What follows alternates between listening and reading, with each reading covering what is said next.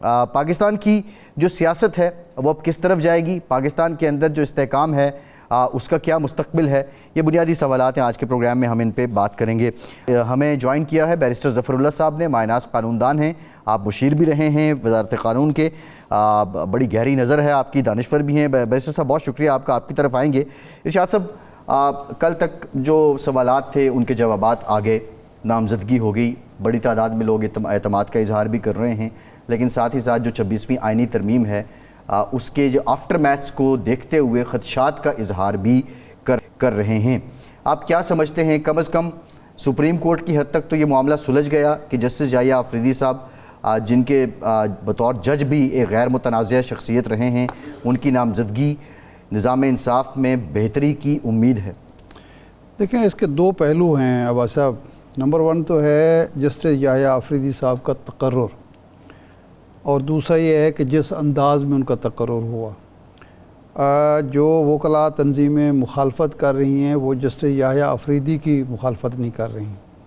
जिस सियासी जमात ने मुखालफत की है उन्होंने भी तरीक़ेकार जो है अपनाया गया उस पर एतराज़ किया है अभी तक। बल्कि अभी तो मैं उमर अयूब साहब का एक बयान देख रहा था, उन्होंने कहा कि जी वो काबिल एहतराम जज हैं, हम उनकी अदालतों में पेश होंगे, हम इंसाफ भी उनसे तलब करेंगे, उन पर हमें एतराज़ नहीं है।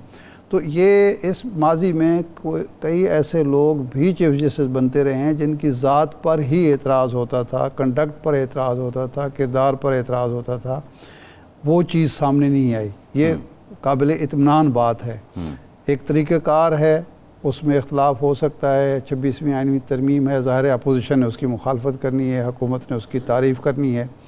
अब जो चैलेंज है 26वीं आइनी तरमीम का, इस तरीक़ाकार का जिसके तहत नामज़दगी हुई है, सीनियर मोस्ट की बजाय तीसरे नंबर के चीफ जज को चीफ जस्टिस बनाया गया है, यानी सीनियरिटी में।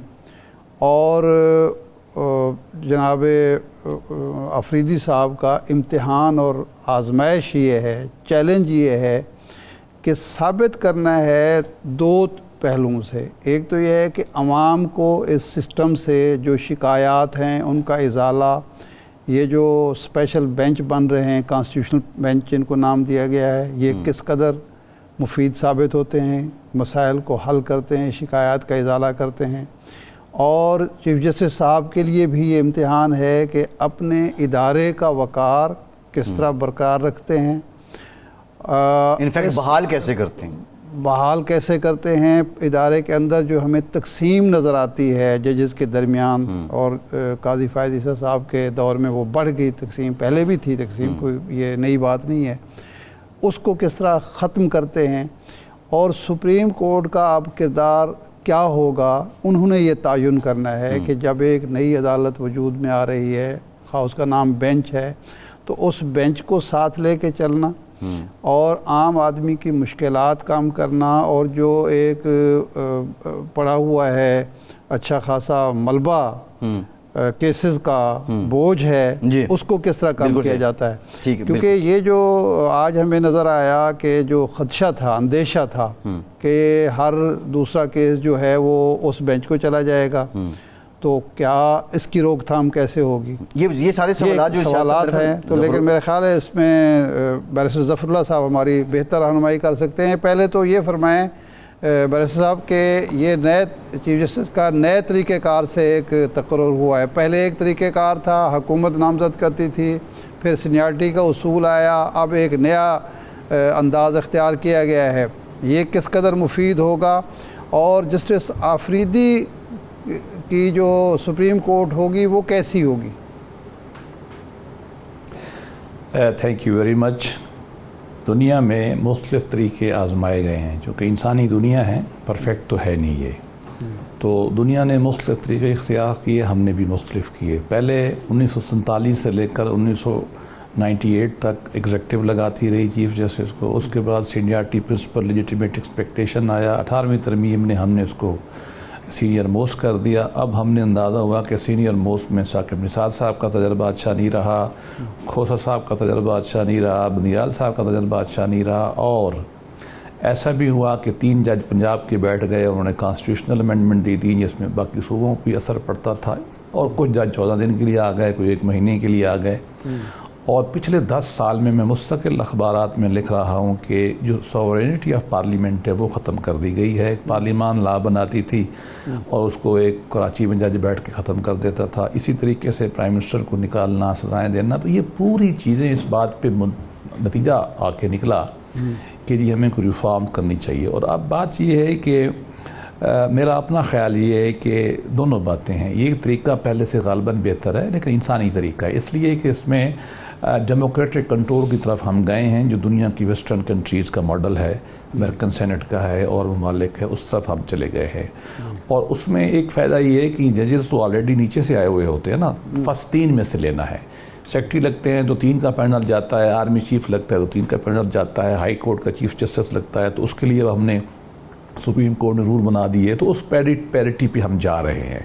बाकी रह गया कि असल मसला बदकिस्मती से पाकिस्तान में अफराद नहीं हैं, इदारे नहीं हैं। इंग्लिश कॉमन लॉ में एक मशहूर फ़िक्रा है कि एक होती थी कोर्ट ऑफ कॉमन लॉ, एक court of equity. Court of equity के प्रिंसिपल तय नहीं थे और वो कहते थे equity varies with the foot of chancellor.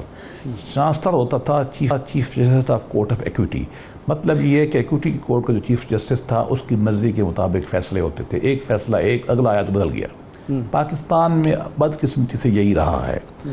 इसलिए कहा जाता है बंदियाल कोर्ट, इसलिए कहा जाता है साकिब निसार कोर्ट, इसलिए कहा जाता है चौधरी इफ्तिखार कोर्ट। अब अल्लाह करे कि ये जो आदमी है, अब आपने मुझसे ज़्यादा आपका इल्म तजर्बा, आपने देख लिया कि पिछले 10-15 साल में जब वो बेंच में है ना वो किसी कंट्रोवर्सी का हिस्सा बने हैं। और टू बी ऑनेस्ट पिछले 5-6 माह में जो मेजर पॉलिटिकल फैसले आए हैं उनमें उन्होंने गवर्नमेंट के हक़ में वोट नहीं दिया, वो उनमें मुखालिफ मतलब वोट देने वालों में थे, लेकिन हमने किसी ने उन पर इतराज़ नहीं किया, इसलिए कि बोलते नहीं हैं, इसलिए कि वो जजों की तरह कोर्ट में बिहेव करते हैं। राय का हमसे इख्तलाफ हो सकता है। उन्होंने बहुत डिग्निफाइड तरीके से अपने आप को, मंसूर अली शाह साहब भी अच्छे थे, मैं तो उनका भी मद्दाह हूँ, हमारे तल्लुक़दार हैं, सारे तल्लुक़दार, मुराद ये कि हम वकील हैं, उनके सामने पेश होते हैं, तो वो भी बन जाते तो मुझे बतौर सिटीजन कोई मसला नहीं था। और ये बहरहाल आप बन गए हैं कलेक्टिव विजडम से। ये आदमी, मेरा अपना ख्याल ये है कि मैं अगर मिसाल दूँ आपको, नासिरुल मुल्क की तरह चलेगा। अच्छा, नासिरुल मुल्क हमारे चीफ जस्टिस गुजरे हैं, जिस पे हमें भी इतबार था, पीपल पार्टी को भी इतबार था और पीटीआई को भी इतबार था।